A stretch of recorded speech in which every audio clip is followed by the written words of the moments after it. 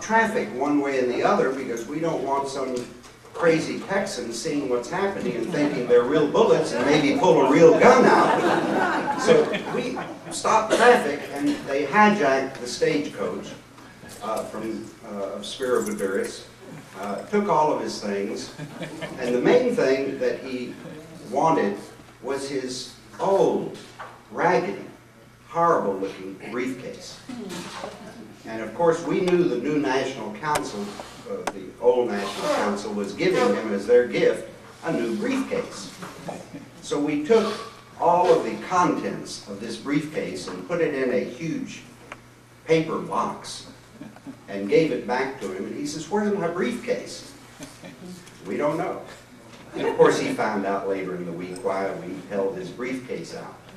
So Spiro Budouris was welcomed here in that fashion in 1960, 40 years ago. Your new president, Alice Orphanis Copan, is a dear friend. When I was national chairman of Goya, Alice was editor of the Goyan magazine and did an outstanding job. If she could put up with this Texan, she could do almost anything, and she will do a superb job with OCL as your new president, I know. Let me just briefly tell you that we Texans are an unusual bunch. You've probably figured that out. But this goes back to the beginning of Texas, that Texans have been unusual.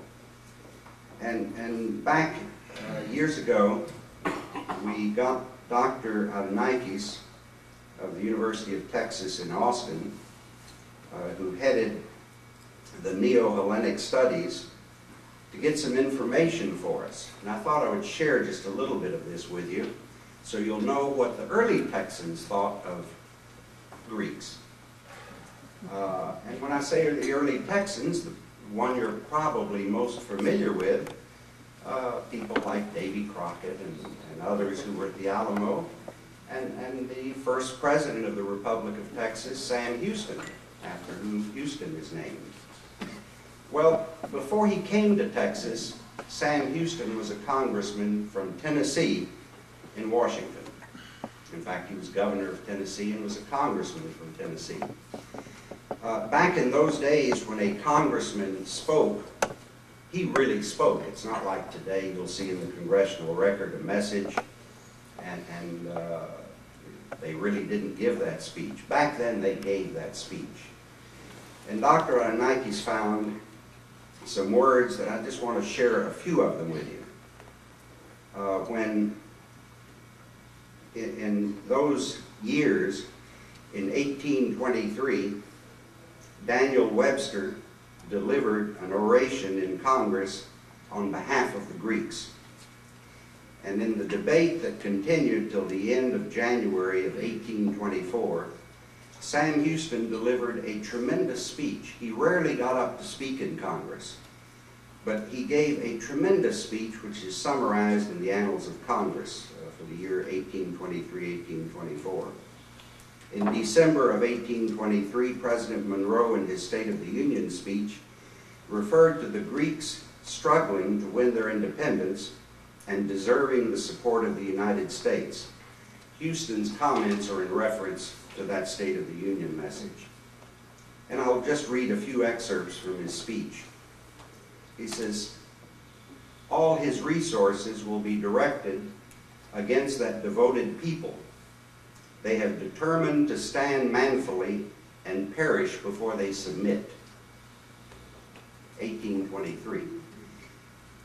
Those same words, almost word for word, were written by Colonel Travis 13 years later from that beleaguered mission of the Alamo.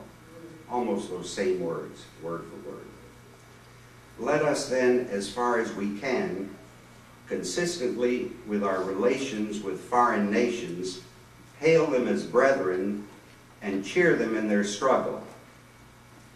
The screams of this agonized and suffering people have reached us and penetrated from one end of the continent to the other. So far as our policy will allow, let us encourage them. These are tremendous words that Sam Houston orated. His speech was outstanding. He talked about, in the midst of their misfortunes, it will be encouraging them to stand like free men and to fall, if they must, like men. As there is yet Grecian blood left to thrill with joy and quicken its circulation at this cheering reflection, hearts that have bled for years under oppression will be touched with sympathy. Needless to say, this resolution, after words like Sam Houston's deliverance, the resolution did pass, and the United States did support a resolution in behalf of the Greeks. So we go back a long ways in Texas with the Greek people. You'll also like to know, I'm sure, who the first Greek was in Texas. I know Sam Houston was a Greek, a Philhellean, but the first real Greek, as the Institute of Texan Cultures discovered, was a pirate. His name was Captain Nicholas. He came in 1817 with Jean Lafitte from Savannah. And they pirated in the Gulf of Mexico for years. We recently celebrated the 100th anniversary of the terrible hurricane at Galveston, which killed thousands of people, one of the worst natural disasters in U.S. history. Captain Nicholas was killed in that hurricane in 1900 at the age of 100. He might have lived on much longer. So with these things, to let you know that we Texans appreciate your being here. We in Dallas are honored to have you. I especially am delighted you're here and to see many old friends. I told about your first visit here years ago with the stagecoach before you got in, but I'm sure he remembers that. He'll never forget it, probably. Still asking me where that old briefcase is. But anyway, we welcome you. Your deliberations, I know thus far, have been great, and I know they will be from now on. I've taken all too long to give you a welcome, but to let you know that we Texans in our hearts welcome you. They're out to you, and hope you have a productive and fruitful visit during your stay. Thank you very much.